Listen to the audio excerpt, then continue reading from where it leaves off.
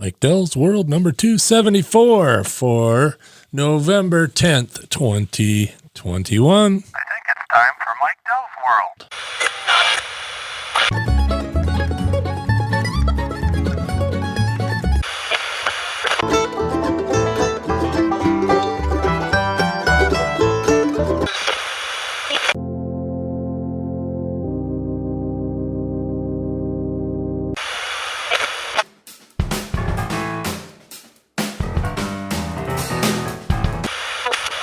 There it is. And good morning, good evening, good afternoon, whatever the case may be. And today I want to talk about, this is Cars and Airplanes Day for Napod Pomo. But anyway, today I want to talk about Hoovie's Garage. And Hoovie's Garage is a YouTube channel. And yes, I do have a guilty pleasure of watching a lot of YouTube channels. And the reason I watch YouTube is because I don't want to watch the news. And I don't want to watch commercial television with tons of commercials. I do pay the extra, so I don't get any commercials in YouTube other than the baked in ones, which are not too bad. You know, Hoovie, every once in a while have an ad that's built right in, or, you know, it's this video is sponsored, but I don't mind those. It's just there's darn dynamic ads that YouTube does. You know, and those of us that are into free speech or whatever, you know, YouTube isn't exactly the place for that, but it is a good place to learn about car stuff and airplane stuff and, you know, YouTube University, they call it. But Hoovie's is an interesting channel. He kind of, I don't know if started is the right term, but he sort of was the first one in Wichita, Kansas, the big YouTube car channels. And he kind of helped launch, I want to say 8 or 9 of them. I know there's a VinWiki about how many different YouTube channels were started, you know, in the Wichita area because of Hoovie. But, you know, I can think of Watch JR Go, 100% Jake, Elliot, the Car Wizard, the Car Ninja. You know, there's a bunch of stuff coming from Wichita, but Hoovie was kind of the start of that. Hoovie's kind of a young guy. I would say maybe 35-ish, 30, 35. So, you know, I'd say, you know, on the younger side. And he was a car dealer at one point, a used car dealer, and not a very good one, as he says. And he also also still does, I guess, have some ownership stake in some fast food restaurants. I wish I could remember it's a custard and burger place, kind of like Culver's is in the Midwest. This place is in you know, Kansas and Nebraska and Oklahoma and, you know, that kind of area down that way. So I'll think Freddy's. There we go, Freddy's. So he's a co-owner of some Freddy's. I don't know how many or what, but I know that was part of it. But he likes to buy, you know, one of his big shticks is buying the cheapest version of, you know, whatever car, you know, you know, one of the first ones that I saw is he bought the cheapest Rolls-Royce Phantom, I believe, in the U.S. So, you know, he flew out to New York and drove this thing home and I guess got there mostly intact.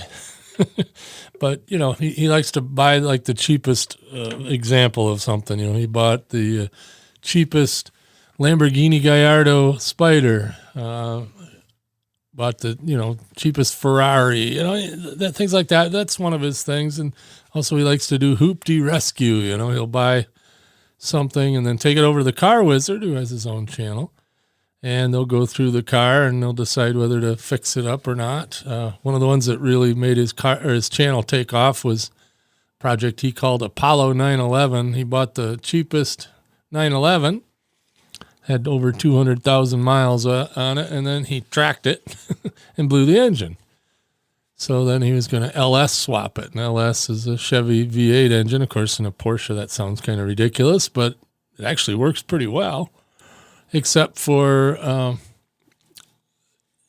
mounting the engine backwards in the car, because an LS would be a front engine, in pickup trucks and cars, and front engine usually.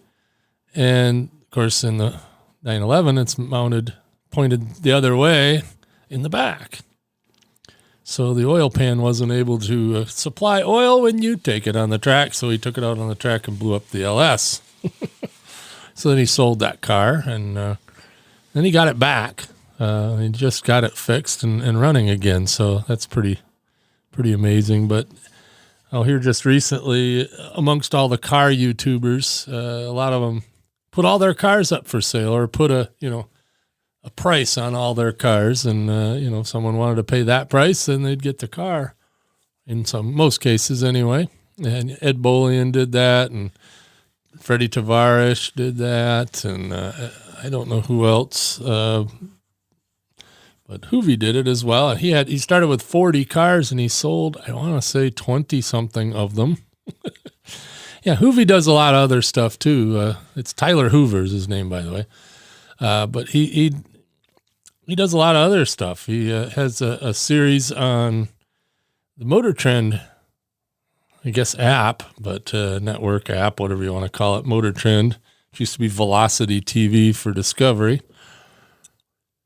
But he has a show on there called Car Issues, where he buys a car and drives it home and has the car wizard work on it. And, so he just got done filming season 2 of that. So he buys a bunch of cars for that. So he had a bunch of extra cars that he sold in the 40 that he had up for sale.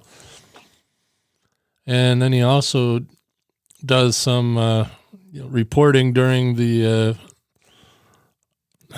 Barrett Jackson auctions for Discovery. So he's one of the, people that goes and looks at the cars and, is on camera for part of it. And so he does that. Of course, then he does his YouTube stuff, and then he still does Freddy's. So he was down, at some convention. So he's been busy. But let's see, some of the famous cars that he has or had.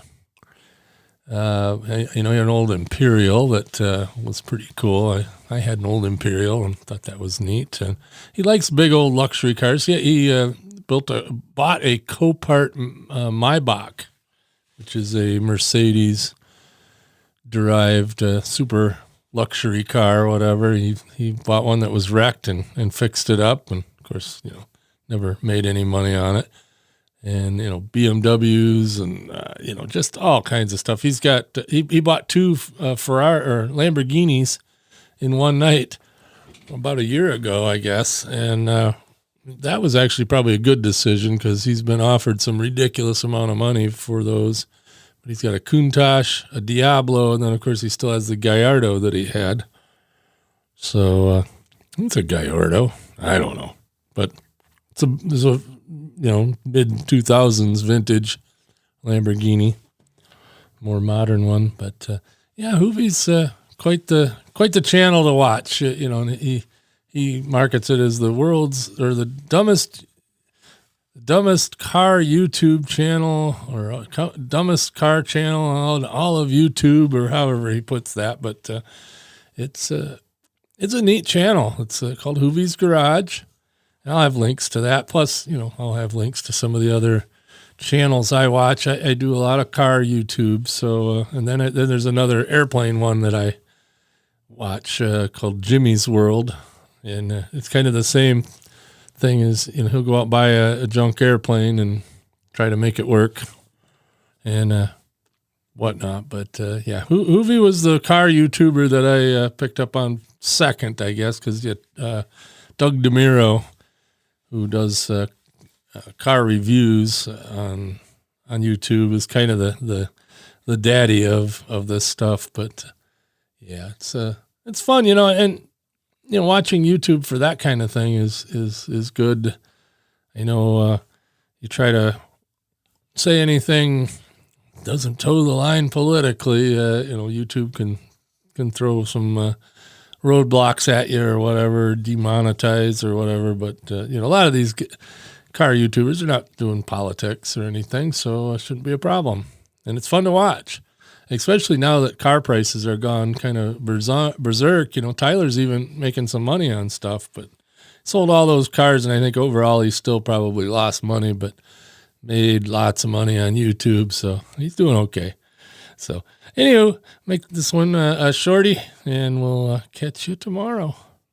Thank you for watching.